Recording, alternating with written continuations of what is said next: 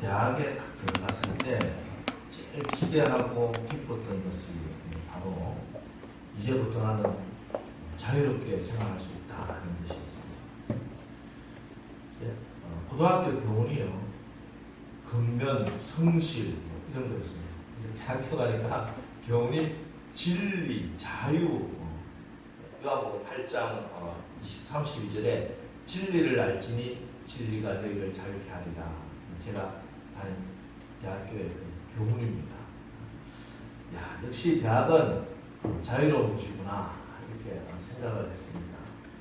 매일 아침에 8시까지 학교 갈 필요도 없고 저녁에 강제로 나가서 야자를 할 필요도 없고 수업도 내가 듣고 싶은 거 내가 좋아하는 교수님 강의를 그냥 신청해서 몇 시간을 신청하든지 그냥 신청해서 들으면 되고 지각한다고 나무라는 사람도 없지요. 결석을 해도 누가 나무라지 않더라고요. 얼마나 좋은지 너무 기뻤습니다. 그리고 한 학기가 지나서 성적표를 딱 받아보니까 진리가 너희를 자유케 하리라 하는 말이 이런 게 아니구나 하는 것을 깨닫게 되었습니다. 내가 몸이 원하는 대로 나한테 방종, 잠자고 싶은 건 잠 잘 자고 게으르게 사는 게, 그렇게 생활하는 게 자유로운 게 아니었구나 하는 것을 몸소 깨닫게 된 것이지요.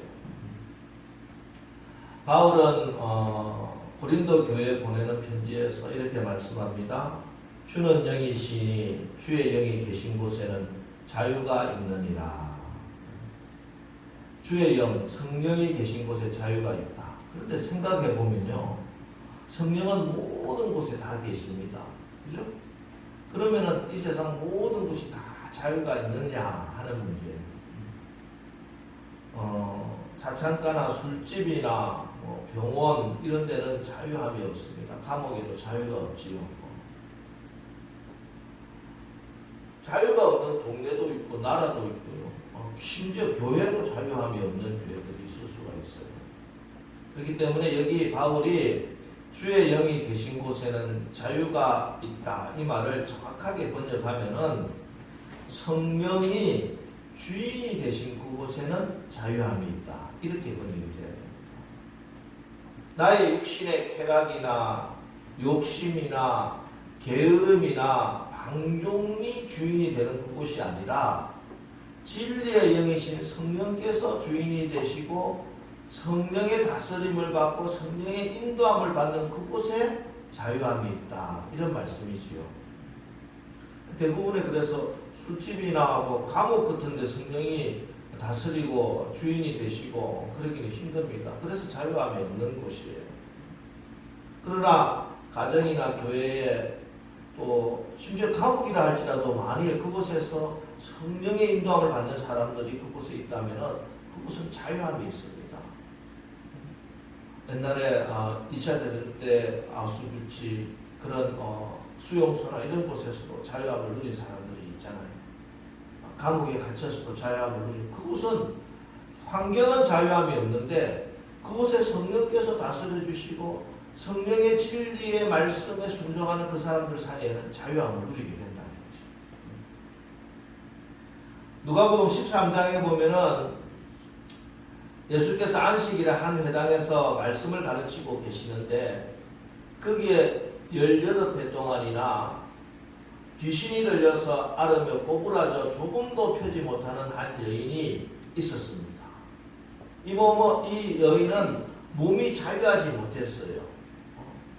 그래서 삶도 자유하지 못했습니다. 학자들에 의하면 이 병은 기형성 척추염, 쉽게 해서 고추라고 하는 병이에요. 이 척추병은 굉장히 고통스럽다는 게 특징이잖아요. 이게 몸이 막 이그러져서 척추가 녹아가지고 고추가 될 정도로 얼마나 아프겠습니까? 그런데 18배 동안이나 이 지독한 병으로 고통 가운데 그렇게 살고 있었던 예수님, 이 여인을 예수님이 부르셔서 말씀합니다.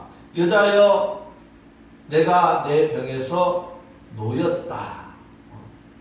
병을 고쳐주려면 내가 너 병이 이제 나았다 이렇게 말씀해야 되는데 병에서 놓였다. 이 말씀은 지금 이 병이 귀신에게 붙잡혀 생겨난 질병이라는 것이에요. 이렇게 예수님이 귀신의 소나기에 붙들려서 병가에 묶여서 18배 동안이나 자유하지 못하고 고통 가운데 사는 이 여자를 병가의 소나기에서 자유롭게 풀어주시고 질병의 고통에서 해방시켜 주셨습니다. 예수님이 하시는 일이에요. 오늘도 우리 예수님은 이렇게 우리에게 찾아오셔서 우리를 묶고 있고 고통스럽게 하던 이 모든 묶임으로부터 자유를 주시고 해방을 주시는 하나님이신 줄 분명히 여러분 믿으시기 바랍니다. 주님은 분명히 말씀하셨어요. 나는 포로된 자에게 자유를 주고 눌린 자를 자유케 한다 하고 말씀하시기 때문에 그 말씀 그대로 오늘도 주님께서 오시면은 하나님 나라가 임하면은 지금까지 우리가 어떤 몇 년 동안 18배 아니라 36년이라 할지라도 우리가 묶여있던 그곳에 예수님이 임해주시고 성령이 주인으로 임해주시고 성령이 다스려주시면 어떤 묶임도 다 풀어지게 되는 줄 분명히 믿으시기 바랍니다.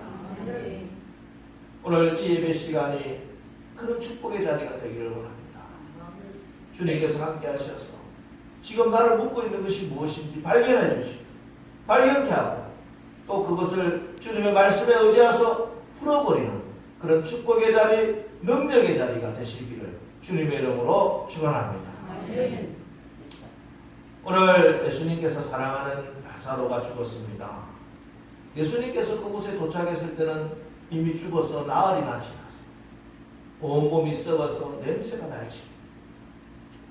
이게 현실이라는 거죠. 현실은 아무 소망이 없습니다. 살아날 가망이 없습니다. 죽음이 지배하는 그곳입니다. 그런데 그곳에 예수님이 오시면 생명이, 소망이 역사하게 됩니다. 왜냐하면 요한복음 11장 25절 26절에 예수께서 이르시되 나는 부활이요 생명이니 나를 믿는 자는 죽어도 살겠고 무릇 살아서 나를 믿는 자는 영원히 죽지 아니하리니 이것을 내가 믿느냐. 예. 우리 주님은 부활이고 생명이시기 때문에 주님을 믿는 자는 그 믿음으로 죽어도 살아난다는 것입니다.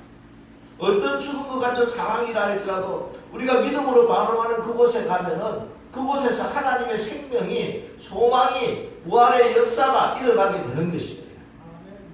그래서 계속 우리가 나의 상황, 죽은 지 나흘이나 되었네, 지금 그 무덤이 돌로 꽉 막혀 있었네, 이런 나의 상황과 탓하고 내 생각에는 이렇고 저렇고 하는 것을 내려놓고 주님이 말씀하시는 그 말씀을 의지하고 믿고 순종해 나갈 때 오늘도 그 말씀이 살아서 역사하시고 죽은 것 같은 그 상황에 생명의 역사가 일어나게 되는 줄 여러분 분명하게 믿으시기 바랍니다. 예, 예수님께서 말씀합니다. 믿으면 하나님의 영광을 보리라. 믿으면 하나님의 영광. 많은 사람들이 교회 나와서 말씀을 읽고 말씀을 듣고 말씀에 대한 지식도 있고 하지만 현실의 문제가 다 발생되면은 그러면은 하나님의 말씀의 권능과 권세를 믿지 못하더라는 것이. 주님이 이 문제를 해결해 주실 것이라고 하는 믿음이 사라지는 거예요. 그래서 역사가 일어나지 않습니다. 교회에 나오는 많은 사람들 착각합니다. 하나님은 내가 어렵고 힘들면 그냥 도와주시겠지. 여러분 그게 아니에요. 하나님은 우리의 고통이나 아픔에 어려움에 응답한 것이 아니라 우리의 믿음에 응답하시는 거예요. 우리가 믿음을 가지고 기도할 때 그 기도에 응답해 주시는 하나님이시라는 것이죠. 야고보서 1장 6절 7절 오직 믿음으로 구하고 조금도 의심하지 말라.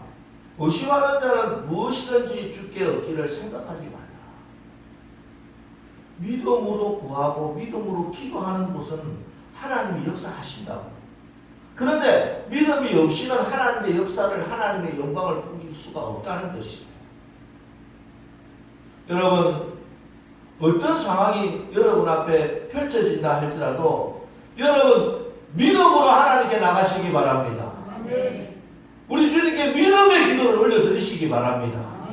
그러면 오늘도 하나님께서 될 수 없는 상황이라 하더라도 도무지 가망성 없는 그곳이라 하더라도 하나님께서 믿음의 기도에 응답해 주심으로 하나님이 하나님 되심을 증거해 주실 줄 분명히 믿으시기 바랍니다. 어제 그제도 여러분 제가 너무 기쁜 소식을 들었어요. 6월 1일 초하루 날 축복 새벽 기도 받으면서 어느 분이 소원 제목을 올렸습니다. 내 아들이 지금 직장이 없는데 이번에 관공서 공사 그죠? 거기에 시험을 본다는 거예요. 시험. 사실은 목사님 아무 가망성이 없습니다. 이 아이는 원래 축구 코치를 하고 올 차던 아이가 갑자기 시험 준비를 해서 시험을 본다는데 거기에 시험을 봐가지고 합격할 건 없지만 그냥 시험 한번 보라고. 만일 이 시험에 합격하면은 그곳에서 여러 사람들에게 축구 동호회도 만들고 너무 좋고 하나님께 영광 돌릴 수 있다고 하면서 소원 기도 제목을 드렸어요. 간절히 기도했습니다. 제가 뭐라고 기도했지 아십니까? 하나님, 가망성이 없기 때문에 하나님이 영광을 보실 줄 믿습니다. 하면서 머리에 손을 얹고 기도해 드렸어요. 어제 연락이 왔어요. 목사님 사모님 너무 감사하다. 정말 가망성이 없었는데 이 면접에 가니까 자기가 늘 생각하던 그 문제를 면접관이 면접에 문제를 내더라고요. 그리고 체력적 시험을 보더래.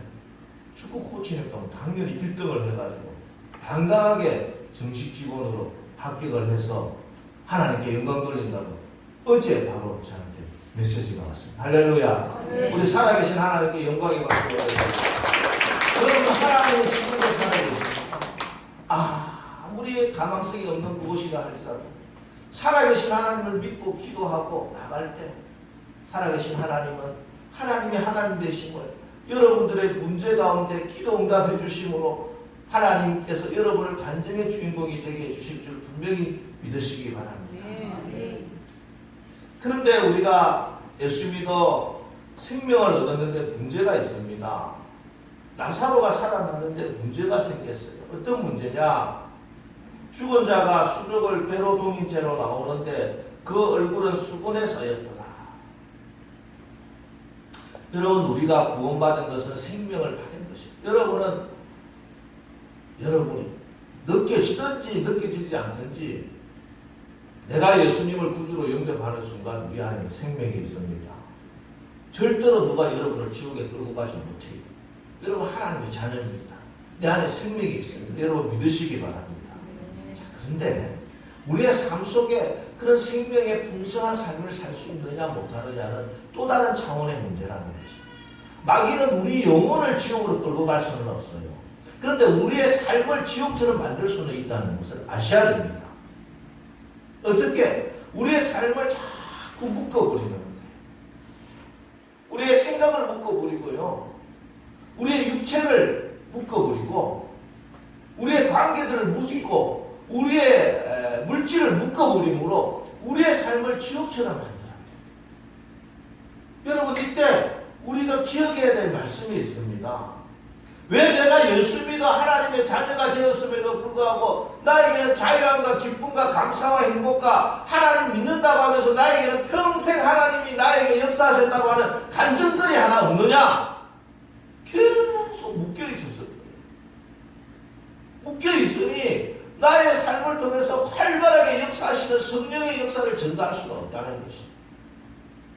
여러분, 혹 여러분의 삶에 지금까지 그랬더니 혹 지금 상황이 그렇다면 오늘 이 말씀으로 여러분을 묶고 있는 모든 묶임이 예수 이름으로 다 풀려지는 역사가 일어나시기를 주님의 이름으로 축원합니다. 아멘.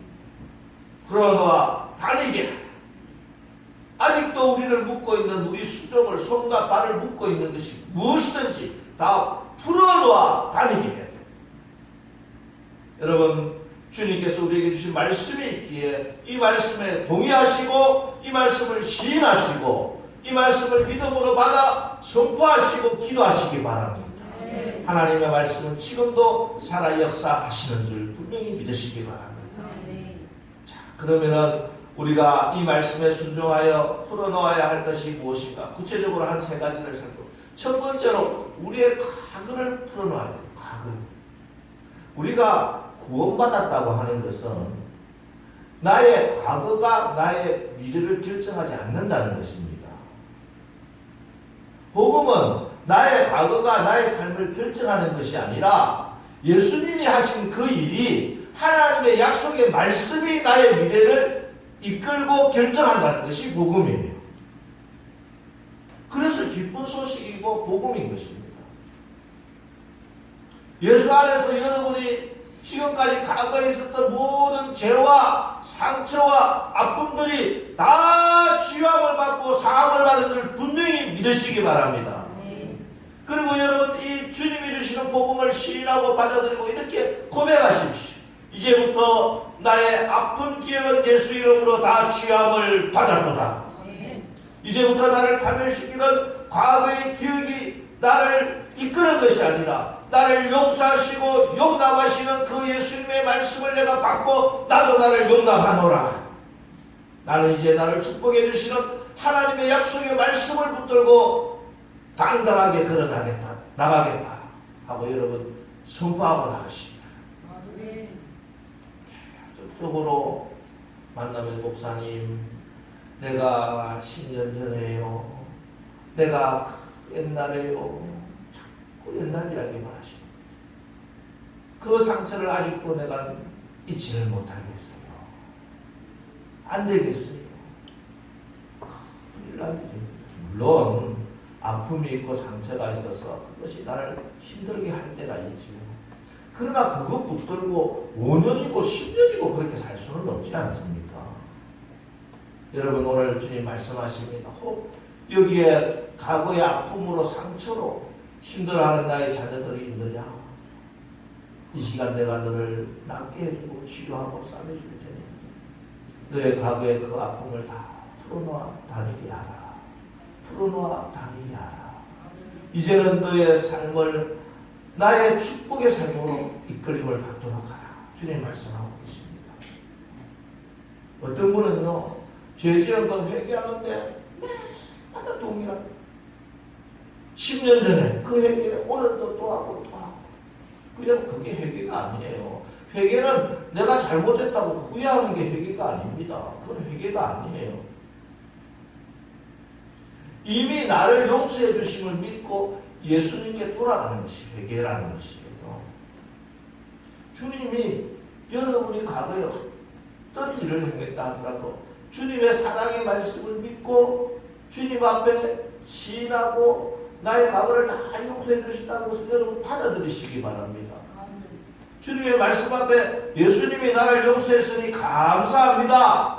예수님이 저를 용서한 것처럼 저도 제 자신을 이제 용납하겠습니다.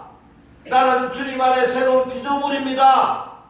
내 과거를 용서하신 주님, 주님 앞에 내 미래를 주님께 올려드립니다. 나의 미래를 새롭게 이끌어 주시옵소서. 이게 회개라는 거예요. 여러분, 이제 과거의 상처와 아픔을 청산하시고 새롭게 전진해 나가시기를 주님의 이름으로 축원합니다. 주님이 이미 다 용서하시고 고쳐주셨습니다.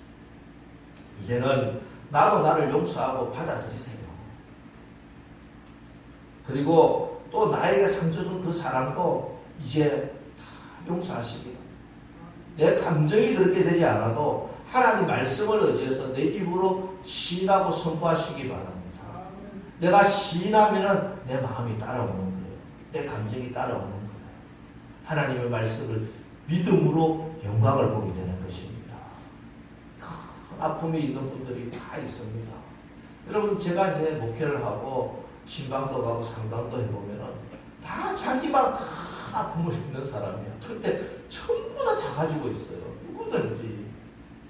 그러니 여러분, 그 과거에 묶여서 한 발자국도 나가지 못하는 그런 아픈 삶을 살지 마시고 이제는 주님 앞에 다 내려놓고 치유함받고 미래를 향해서 용서함으로, 나도 용서하고 나를 아프게 한 사람도 용서하고 용서함으로 미래를 향하여 전진해 나가는 우리 모두 다 되시기를 주님의 이름으로 축원합니다. 그리고 또 한 가지 우리가 묶임을 받는 것이 있습니다. 그것은 우리의 현재의 삶을 묶고 있는 것이 있다는 것이에요. 우리가 육신의 눈으로는 보이지 않지만 우리가 축복의 길로 계속 나가지 못하는 분들을 보면요, 영적인 눈으로 보면은 그의 현재의 삶을 묶고 있는 것이 있어요. 그것을 히브리서는 이렇게 말씀합니다. 히브리서 12장 1절 2절 이러므로 우리에게 구름같이 둘러싼 허다한 증인들이 있으니 모든 무거운 것과 얽매이기 쉬운 죄를 벗어버리고 인내로서 우리 앞에 당한 경주를 하며 믿음의 주여 또 온전하게 하시는 이 예수를 바라보자. 여러분, 지난주에도 말씀드렸습니다. 어떻게 무거운 짐을 지고 발이 막 묶여 있는데 어떻게 한 발자국이라도 전진해 나갈 수 있겠습니까? 그러지 못하잖아요.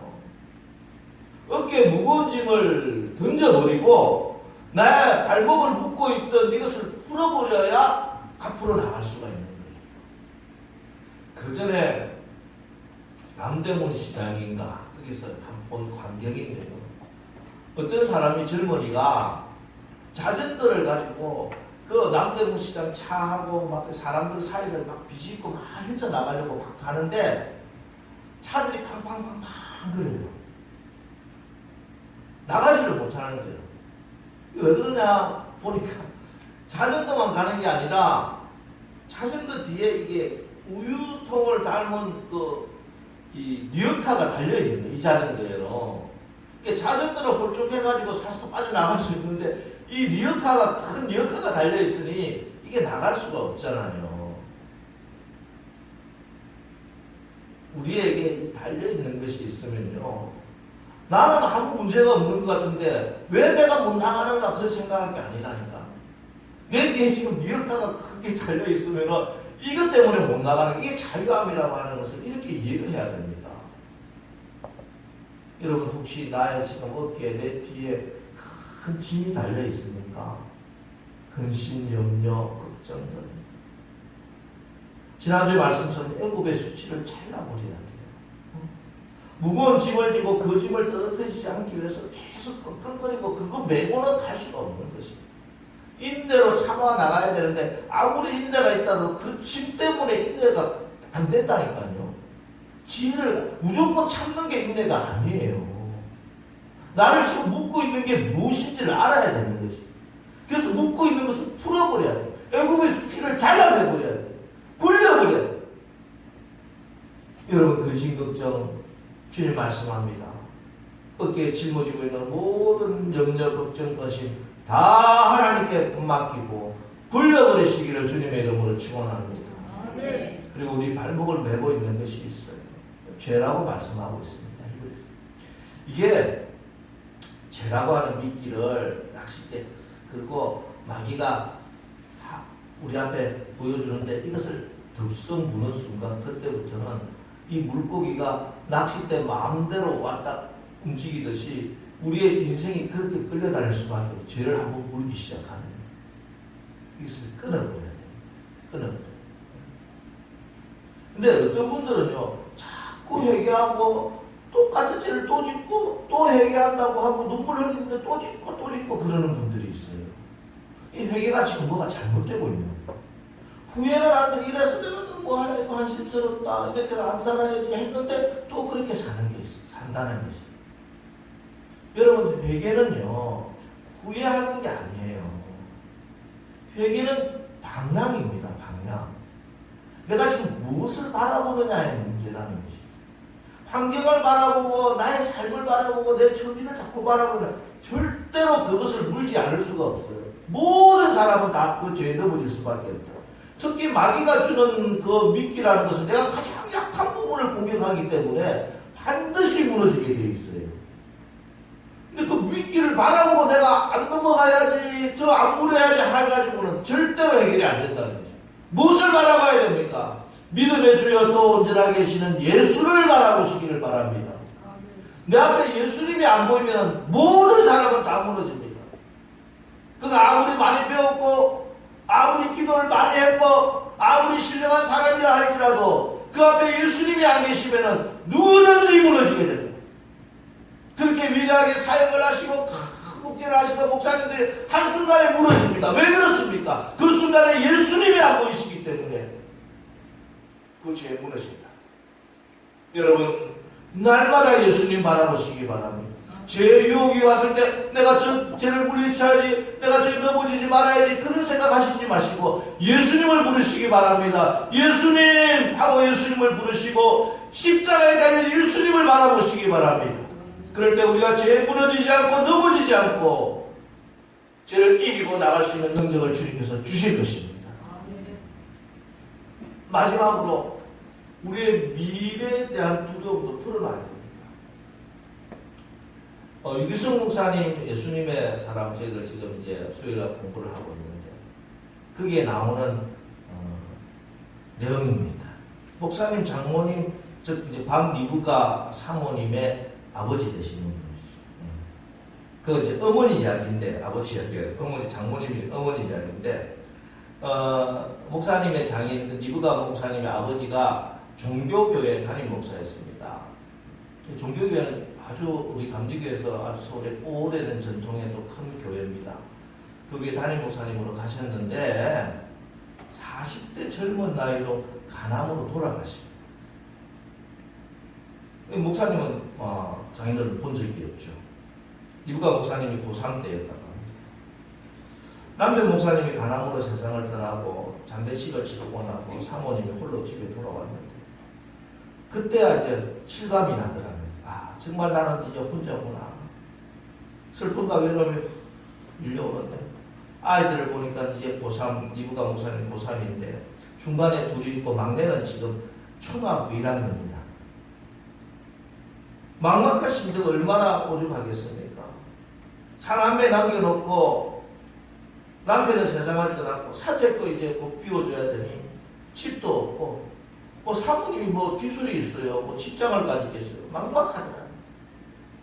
앞으로 어떻게 해야 될지 모르는 그런 두려움과 염려에 걷잡을 수 없이 밀려왔을 때 하필 교회 재정을 받으신 장모님이 찾아왔습니다. 봉투를 하나 내드리라. 여기에 목사님 몇 개월치 사례비와 또 퇴직금 또 이번 장례에 들어온 부의금, 조의금들 다 담았습니다. 이것이 교회에서 드리는 마지막 생활비입니다. 그 밤에 사모님이 푹 울면서 밤을 지새웠어요. 하나님 어떻게 해요? 하나님. 우리 어디 가서 살아요? 우리 아이를 어떻게 교육시켜요? 어떻게 먹고 삽니까? 밤새 우는데 기도하는 가운데 하나님이 마음의 평강을 주시면서 이런 마음을 주십니다. 하나님이 남편을 불러가셨다는 것은 다 뜻이 있을 텐데 내가 그것을 알 수는 없지만 하나님께서 나와 아이들을 먹이고 입히시고 공부시킬 텐데 내가 왜 이래 쓸데없이 걱정하고 염려하는가, 이런 믿음의 역사가 마음으로부터 일어나기 시작합니다. 네? 슬픔과 두려움이 변하여 기쁨으로 감사로 기도가 바뀌더라는 것이. 하나님 감사합니다. 하나님이 다 책임져 주신다니 감사합니다. 먹을 것도 공부시킬 것도 하나님이십니다. 너무 감사합니다. 저는 걱정하지 않겠습니다. 이렇게 기도하고 나니까 이제 새벽 기도 시간이 되는 거예요. 새벽 기도를 가려고 주섬주섬 옷을 차려입는데 보니까 방바닥에 그 하얀 봉투가 놓여있는 거죠. 유 목사님 장모님은 하나님께서 다 책임져 주실 것이다 믿고 감사하는 마음으로 그 봉투 열어보지도 않고 그대로 감사하는 마음으로 하나님께 올려드렸다. 제가 여러분에게 여러분 생활비 헌금하라는 말씀이 아니에요. 여러분 잘 이해하셔야 됩니다. 미래에 대한 염려 걱정으로부터 해방되시라는 것이에요. 하나님이 책임져 주십니다. 내가 걱정하고 염려한다고 내 미래가 보장되는 것이 아니라 하나님이 책임져 주셔야 우리의 미래가 안전하게 되고 편안하게 되실 줄 믿으시기 바랍니다. 여러분 염려하지 마시고 기도하시기 바랍니다. 빌립보서 4장 6절 7절 아무것도 염려하지 말고 다만 모든 일에 기도와 간구로 너희 구할 것을 감사함으로 하나님께 아뢰라. 그러하면 모든 지각에 뛰어난 하나님의 평강이 그리스도 예수 안에서 너희 마음과 생각을 지켜주시리라. 여러분 염려하고 두려워하지 마시고 기도하시기 바랍니다. 여러분 기도로 풀어야 합니다. 우리가 분명히 알아야 하는 사실은 하나님의 약속은 언제나 기도를 통해서 이루어 주시고 하나님의 기적은 언제나 기도의 사람을 통해서 일어난다는 것입니다. 말씀을 붙들고 간절하게 기도하십시오. 사단은 주변에서 계속적으로 공격해 올 것입니다. 풀어놓지 않으려고 발버둥을 칠 것입니다. 그러나 우리가 말씀에 의지해서 기도하면 이것은 풀리게 되어 있습니다. 풀어놓아 다니게 될 때까지 끈기와 인내를 가지고 내 마음에 믿음이 들어오고 평강이 들어올 때까지 하나님 약속의 말씀을 붙들고 간절하게 기도하시기 바랍니다. 너희가 간절히 나를 찾으면 내가 너희를 만나 주리라. 주님 약속하셨으니 그 약속의 말씀대로 이루어 주실 것입니다. 여러분 지금은 은혜 받을 만한데요, 지금은 구원의 때입니다. 여러분 지금은 기도해야 될 때라. 지금은 전혀 기도에 힘써야 될 때입니다. 낙심하지 말고 쉬지 말고 간절히 기도할 때입니다. 그런데 기도하지 않아요. 기도하지 않습니다. 기도가 묶여서는 안 돼. 다른 것은 묶여도 풀 수 있는데 내 기도가 묶이면 풀 수 있는 방법이 없어요. 여러분 기도하셔야 됩니다. 기도하셔야 돼요. 로마서 13장 11절 또한 너희가 이 시기를 알거니와 자다가 깰 때가 벌써 되었으니 이는 이제 우리 구원이 처음 믿을 때보다 가까웠습니다. 자다가 깰 때가 되었습니다. 어둠의 일, 무덤에서나 묶여 있어야 할 그 흥급을 뒤집어 쓰고 배로 칭칭 감고 있는 그것을 기도로 풀어야 됩니다. 여러분 말씀에 의지하여 풀어놓아 다니게 하십시오. 묶임과 눌림에 동의하거나 체념하거나 모든 결박을 운명으로 받아들여서는 안 됩니다. 우리는 그런 운명이 아닙니다. 우리에게 주신 운명은 풍성함이요 자유함이요 하나님께 영광을 돌리는 믿음의 삶이 우리의 운명이에요. 하나님의 약속의 말씀을 믿으시고 진리를 알지니 진리가 너희를 자유케 하리라. 이 말씀을 선포해 나가면서 말씀을 시인하여 우리의 묶임을 향하여 선포하고 기도하며 나가시기 바랍니다. 두려워하지 말라. 내가 너와 함께합니다. 놀라지 말라. 나는 내 하나님이 됨이라. 내가 너를 굳세게 하리라. 참으로 너를 도와주리라. 참으로 나의 의로운 손으로 너를 붙들리라. 주님 약속의 말씀을 붙드시고 낙심하지 마시고 체념하지 마시고 염려하지 마시고 근심하지 마시고 말씀 붙들고 기도합시다. 하나님께서 하나님의 간증의 주인공으로 기도하는 여러분을 사용해 주실 줄 믿습니다. 이제 오늘 말씀을 붙들고 이번 한 주간 나의 과거와 현재와 미래의 모든 묶임이 풀어지는 역사가 일어나게 하여 주옵소서. 오늘 말씀을 붙들고 우리 입술을 열어서 한 2분 동안만 우리 간절한 마음으로 우리 기도하겠습니다.